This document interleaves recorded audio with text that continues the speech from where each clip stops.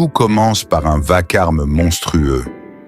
Cheng Xiaoyu, excédé, attrape le terrible chasseur S-rang Wang Dongshu et le terrasse d'une seule main.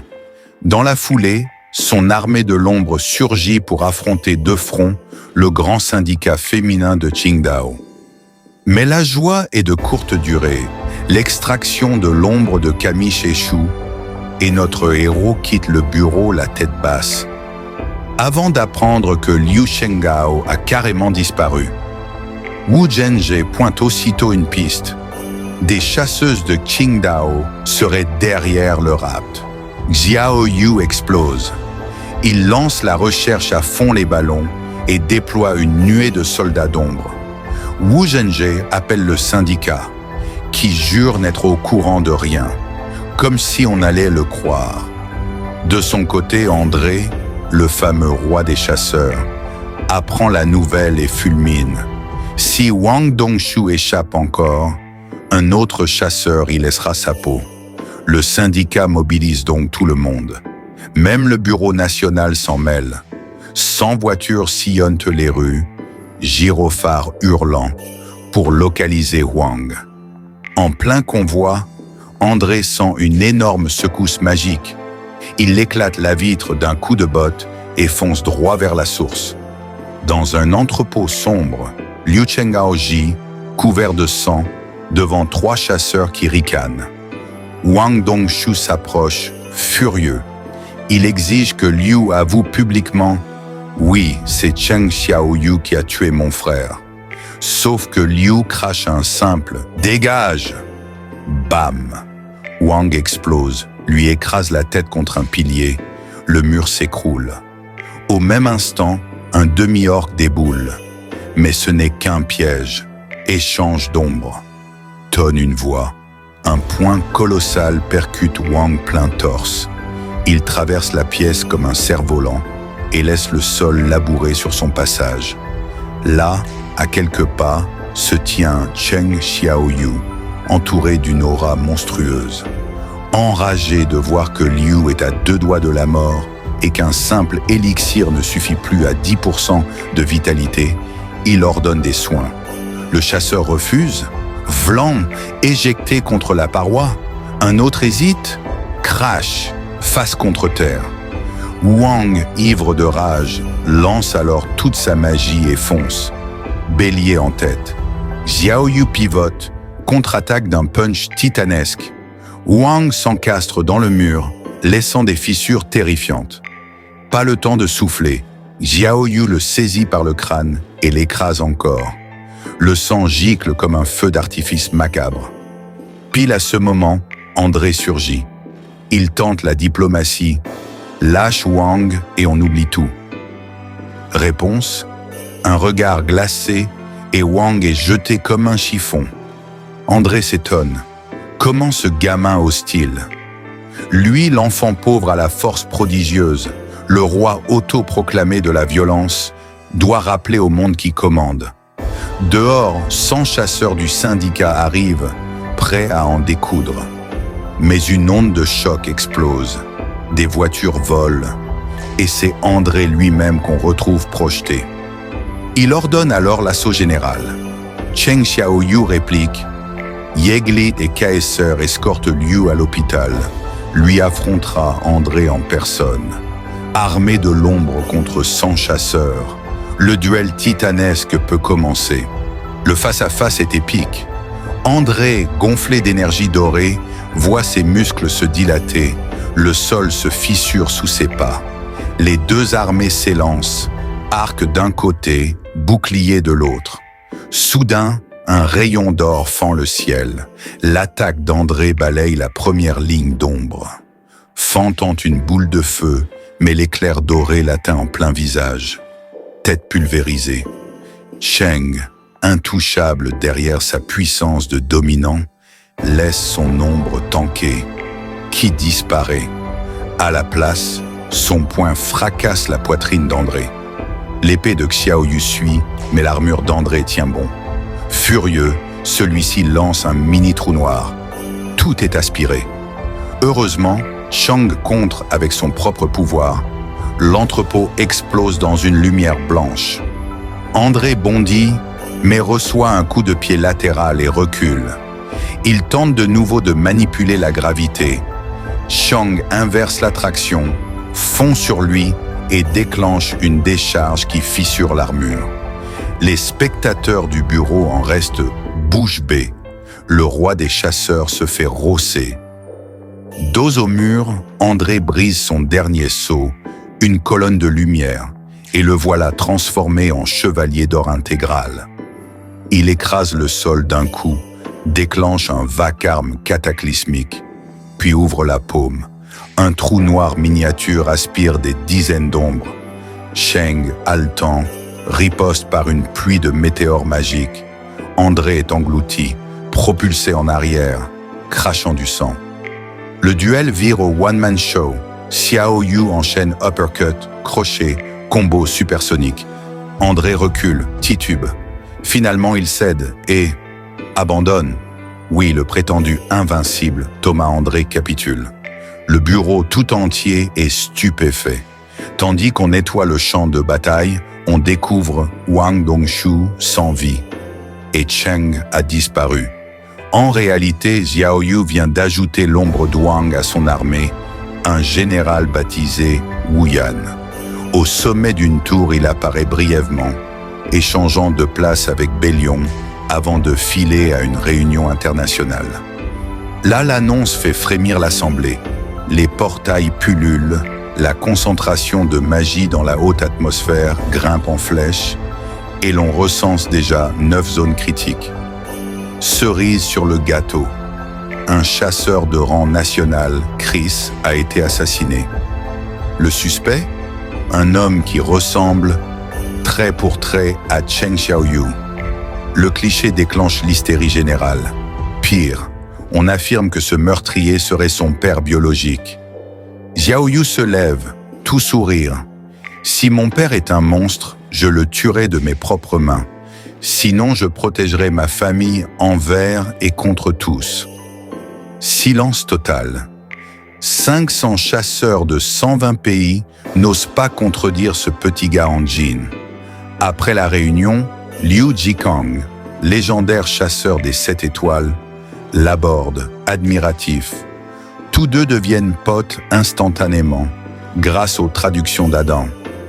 Liu a vu la terreur d'André et sait que Cheng est d'un autre niveau.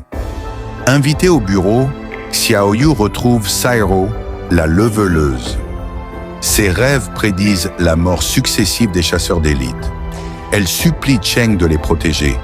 Il refuse les trésors en échange, mais accepte la liste des cibles à surveiller. Quelques jours plus tard, l'inarrêtable Hai Gun Lee, présidente de l'association coréenne, est assassinée par le roi des glaces. Le monde vacille, la presse titre « Un cauchemar éveillé ». À l'enterrement, Wu Zhenzhe pleure à chaudes larmes. Cheng promet « Je détruirai le roi des glaces ». Lors d'une conférence, il révèle publiquement que les rois peuvent ériger des barrières, isolant une zone entière. Tout chasseur menacé peut le contacter via la Corée. Parallèlement, 5 rois se réunissent dans une caverne obscure. Le roi des glaces sa défaite contre l'ombre. Certains doutent, d'autres, roi des crocs et roi de la peste, acceptent de lancer une chasse groupée. L'ombre doit mourir avant son éveil total. Le face-à-face est épique. André, gonflé d'énergie dorée, voit ses muscles se dilater. Le sol se fissure sous ses pas. Les deux armées s'élancent, arc d'un côté, bouclier de l'autre. Soudain, un rayon d'or fend le ciel. L'attaque d'André balaye la première ligne d'ombre. Fantant une boule de feu, mais l'éclair doré l'atteint en plein visage. Tête pulvérisée. Cheng, intouchable derrière sa puissance de dominant, laisse son ombre tanker, qui disparaît. À la place, son poing fracasse la poitrine d'André. L'épée de Xiaoyu suit, mais l'armure d'André tient bon. Furieux, celui-ci lance un mini trou noir. Tout est aspiré. Heureusement, Cheng contre avec son propre pouvoir. L'entrepôt explose dans une lumière blanche. André bondit, mais reçoit un coup de pied latéral et recule. Il tente de nouveau de manipuler la gravité. Cheng inverse l'attraction, fond sur lui et déclenche une décharge qui fissure l'armure. Les spectateurs du bureau en restent bouche bée. Le roi des chasseurs se fait rosser.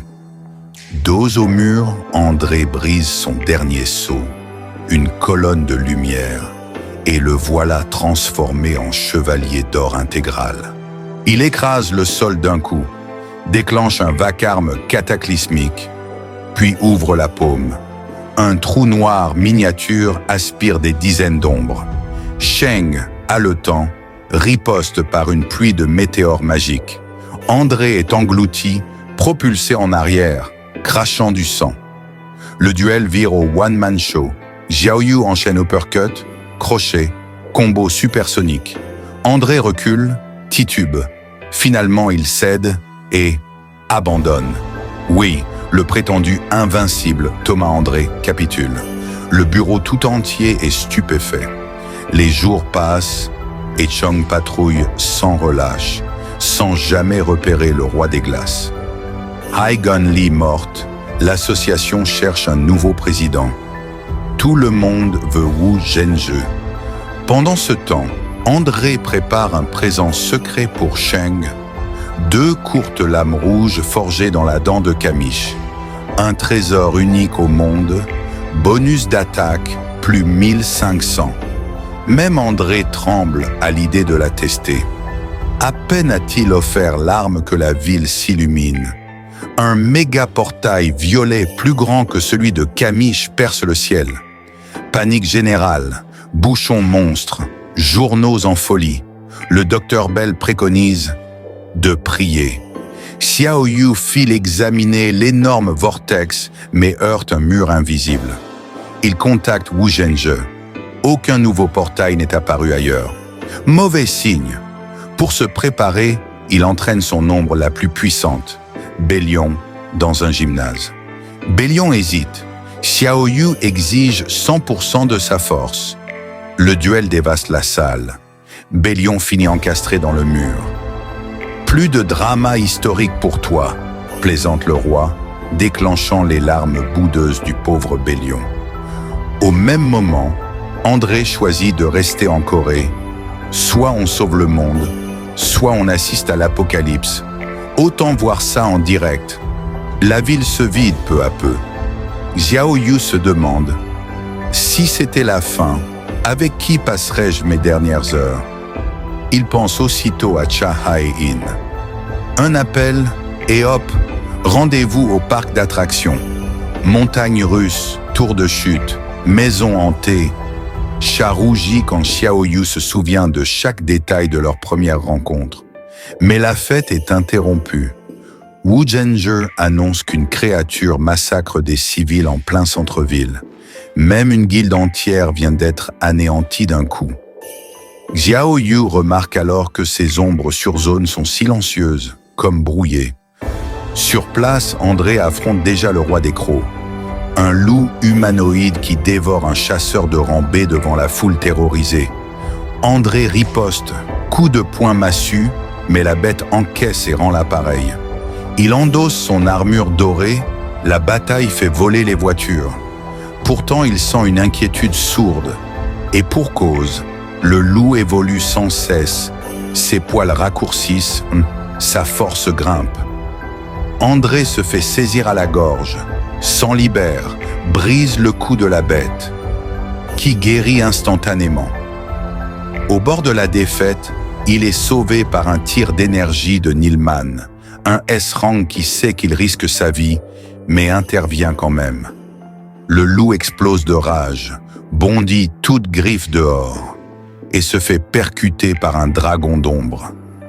C'est Xiaoyu, arrivé sur sa wyvern, qui enchaîne un coup de pied comète et envoie le roi des crocs au tapis. Une seconde aura effrayante descend, le roi des glaces. Puis une troisième, le roi de la peste. 3 rois contre 1. Les 4 puissances magiques forment un pilier de lumière qui fait trembler le ciel. Xiao Yu convoque toute son armée, mais le roi des glaces gèle instantanément les ombres, les emprisonnant dans la glace. Seul contre 3, Xiao Yu brandit sa nouvelle lame. Colère de Kamish. Des géants de glace et des morts-vivants l'encerclent. Il fend la mêlée comme l'éclair, tranche le bras du roi des crocs, mais reçoit un coup de massue du roi de la peste. Les 3 rois l'acculent, le blessent grièvement. Alors qu'il fanfaronne, une lueur verte jaillit. Xiao Yu se régénère. D'un ordre mental, il libère ses ombres. Bélion arrache une main titanesque. Yeglit et Wuyan foncent sur le roi des glaces, tandis que Xiao Yu double l'âme, le roi de la peste. La bête n'a pas le temps de réagir. Compétence, tempête de l'âme. 1000 éclats lumineux lacèrent la créature, qui explose en poussière noire. Un roi de moins. Les 2 restants, glacés d'effroi, resserrent leur assaut. Le roi des crocs saisit Bélion à la gorge. Xiao Yu tente de le rappeler. Échec. Système bloqué. Il fonce au secours de son ombre, tranche l'avant-bras du loup et récupère Bélion in extremis. Le roi des glaces, lui, déploie un gigantesque trident d'énergie et lance une pluie de coups fulgurants. Xiao Yu part, esquive, mais la vitesse est hallucinante. Il sait qu'il doit devenir encore plus rapide. Il concentre tout son mana, prêt à bondir. Hélas, trop focalisé sur l'avant, il ne sent pas l'approche arrière du roi des crocs. Une griffe gigantesque lui transperce la poitrine. Ses yeux s'écarquillent, son corps s'affaisse. Pour la seconde fois depuis le temple de Cartanon, Sung Jin-woo, alias Cheng Xiaoyu, est au bord de la mort.